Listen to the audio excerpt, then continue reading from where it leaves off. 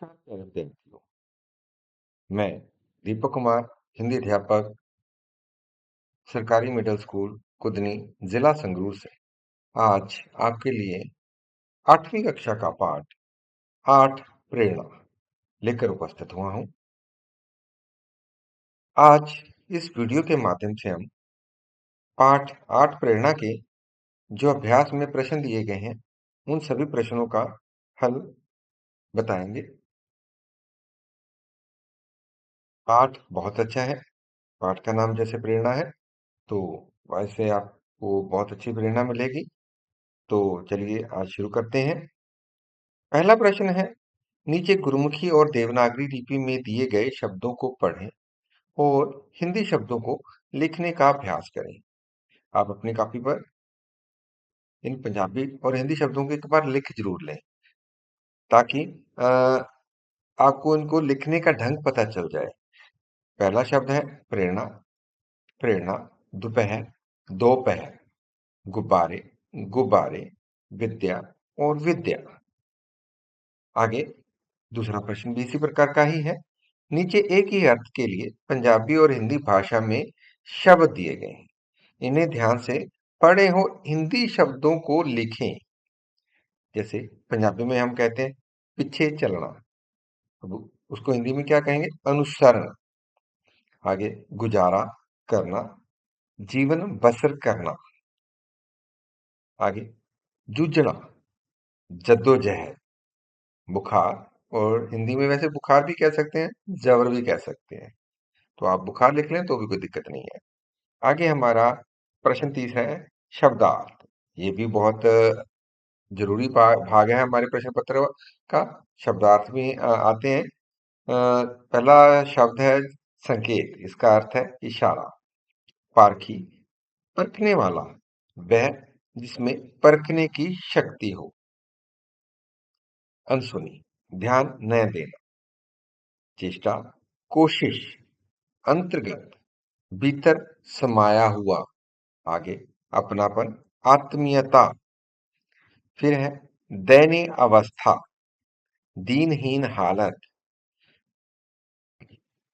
प्रश्न नंबर 4, इन प्रश्नों के उत्तर एक या दो वाक्यों में लिखें। ये प्रश्न बहुत ही महत्वपूर्ण है परीक्षा के नजरिए से, और अ, अक्सर इस पाठ में से छोटा प्रश्न जरूर आता है। तो पहला प्रश्न है, लड़के और उसकी बहन का क्या नाम? उत्तर, लड़के का नाम मनीष और उसकी बहन का नाम सीमा था। आगे ख, दूसरा प्रश्न, मनीष क्या बेचकर अपना जीवन बसर कर रहा था?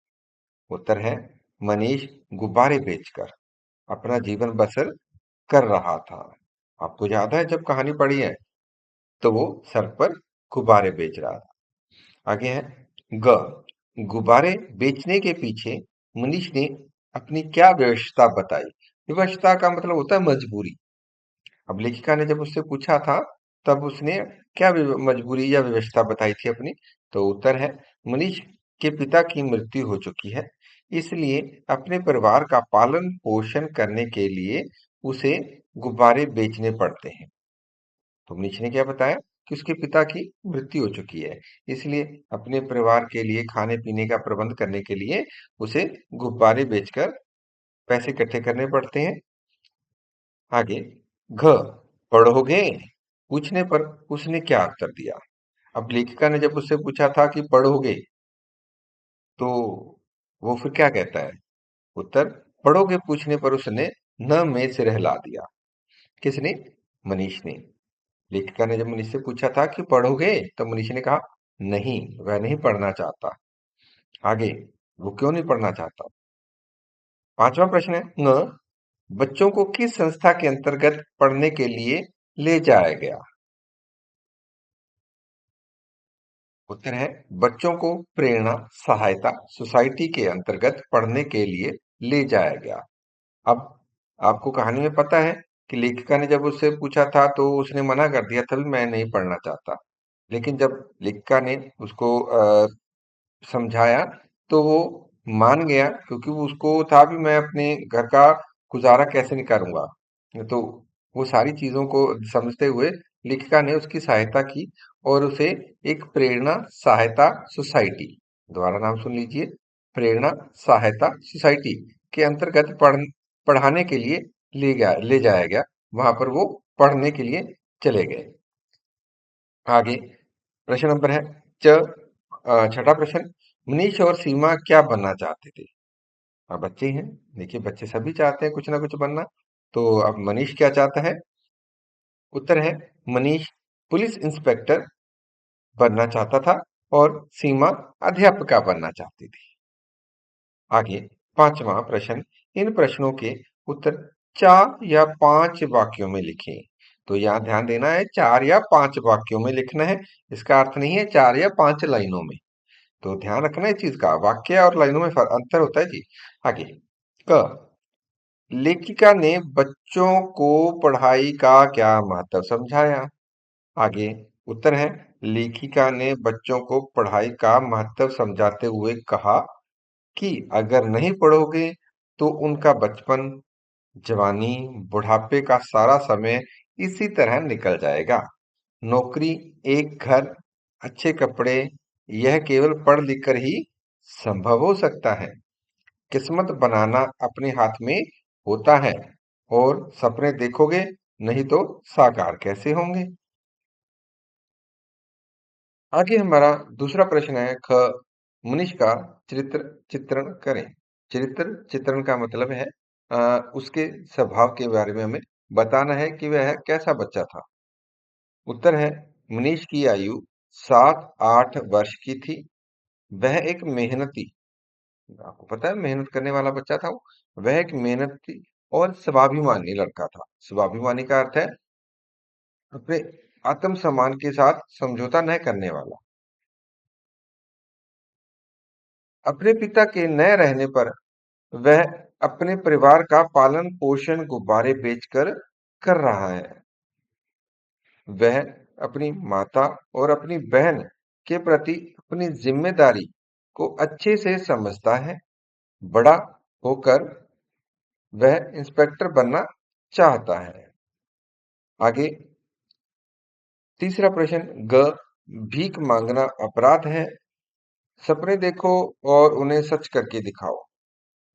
शिक्षा ही वह सीढ़ी है जिस पर चढ़कर मंजिल पाई जा सकती है। इन तीनों सूत्र वाक्यों पर अपने विचार लिखें। ये 3 वाक्य दिए गए, इन पर अपने विचार लिखने, आप अपनी तरफ से भी कुछ लिख सकते हैं। उत्तर है, भीख मांगना सचमुच एक बहुत बड़ा अपराध भी है। गरीब व्यक्ति भी सपने देखने का अधिकारी होता है। लेखिका ने जब मनीष को पढ़ने का महत्व समझाया तो उसने पढ़ लिख कर पुलिस इंस्पेक्टर बनने का सपना अपने मन में पाल लिया।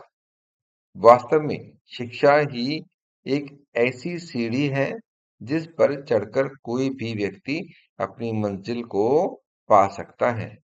अतः प्रत्येक मनुष्य को अपने जीवन में भीख न मांगकर पढ़ लिख कर और पुरुषार्थ के साथ पुरुषार्थ करके अपने जीवन को सुधारना चाहिए। पुरुषार्थ का मतलब मेहनत करके अपने दम पर। आगे हमारे पास छठा प्रश्न जो है हमारा मुहावरे हैं। इन मुहावरों का वाक्यों में प्रयोग करें।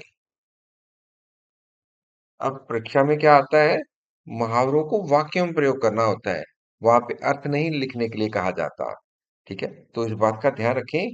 यदि आपको अर्थ लिखने के लिए कहा जाए तभी अर्थ लिखें, अन्यथा अर्थ न लिखें, आप सीधा वाक्य बनाएं। पारखी आंखों वाला, परखने की समझ रखने वाला। पारखी आंखों वाले अध्यापक बच्चे के गुण आसानी से पहचान लेते हैं।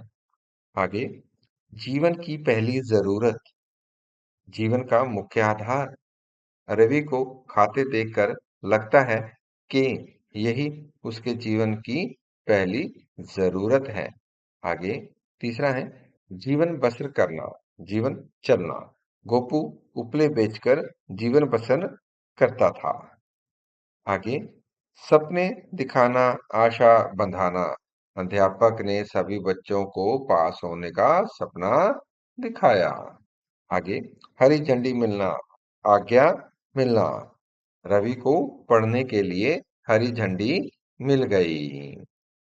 तो बच्चों, ये थे हमारे मुहावरे। इस पाठ के इस अभ्यास हल को आप मेरी इस वेबसाइट hindipunjab.com के माध्यम से भी प्राप्त कर सकते हैं। वहां से आप इसको पीडीएफ के रूप में भी डाउनलोड कर सकते हैं। आगे, सातवां प्रश्न है, इन शब्दों के विपरीत शब्द लिखें। हमारी परीक्षा में भी आते हैं, तो ध्यान रखना। नाराजगी, प्रसन्नता, इनकार, इकरार, बदकिस्मत, खुशकिस्मत, अपनापन, परायापन, साकार, निराकार, सहमति, असहमति। आगे, प्रश्न नंबर 8, निम्नलिखित वाक्यों में क्रिया विशेषण शब्द छांटकर सामने लिखें।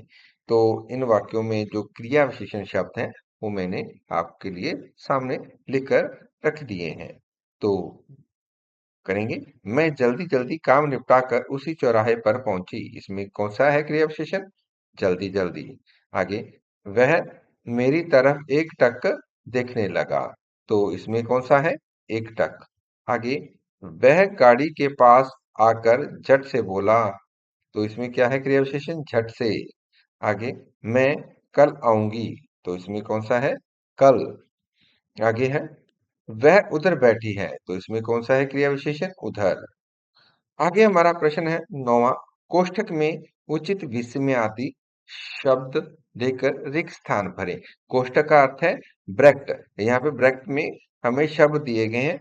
इन ब्रैकेट्स में से जो शब्द हमें उपयुक्त लगता है, उसको हमने आगे रिक्त स्थान पे लिखना है। लेकिन मैंने आपकी पाठ्य पुस्तक के अभ्यास में यहाँ पे रिक्त स्थान है, लेकिन मैंने यहाँ पे इनके उत्तर लिख दिए हैं। तो आप इसी तरह उतार लें। तो पहला वाक्य है, अरे तुम पढ़ोगे नहीं? तो आगे है, आगे, हाँ तुमने ठीक पहचाना।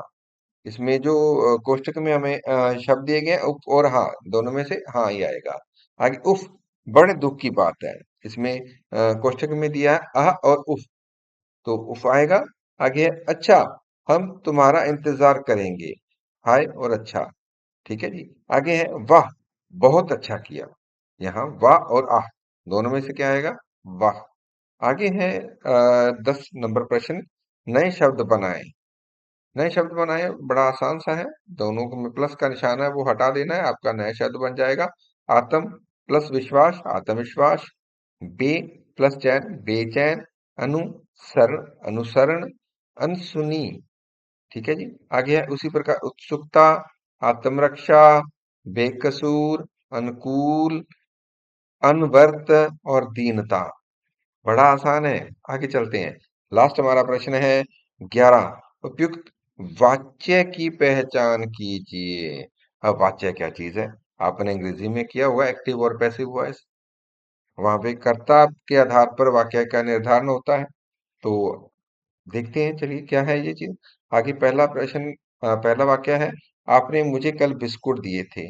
अब इसमें तीन वाच्य है हमारे पास, कर्तरी वाच्य, कर्म वाच्य और भाववाच्य है। तो पहला है हमारा कर्तृवाच्य, जिसमें कर्ता प्रधान होता है वाक्य में। और वाक्य में जब कर्म प्रधान हो तो कर्मवाच्य होगा, और भाववाच्य में भाव प्रधान हो। व्याख्या आपको अगली वीडियो में मिल जाएगी। तो सिंपल शब्दों में, क आपने मुझे कल बिस्कुट दिए थे, तो इसमें कर्ता प्रधान है, तो इसका क्या कहेंगे? कर्तृवाच्य है। आगे है ख, मैंने दोपहर से कुछ नहीं खाया। इसमें भी कर्ता प्रधान है, तो कौन सा होगा? कर्तृवाच्य है। आगे, उससे रहा नहीं गया। आप समझ सकते हैं, उससे रहा नहीं गया। तो इसमें क्या होगा? भाव प्रधान है, तो भाववाच्य है।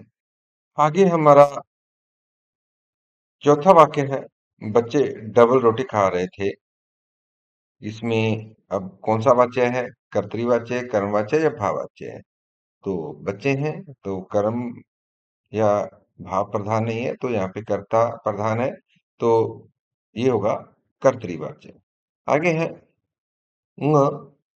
पांचवा वाक्य, लड़के के द्वारा पैसे गिने जा रहे थे। तो इसमें क्या गिने जा रहे थे? पैसे। तो कर्म है, तो ये क्या होगा? कर्मवाच्य है।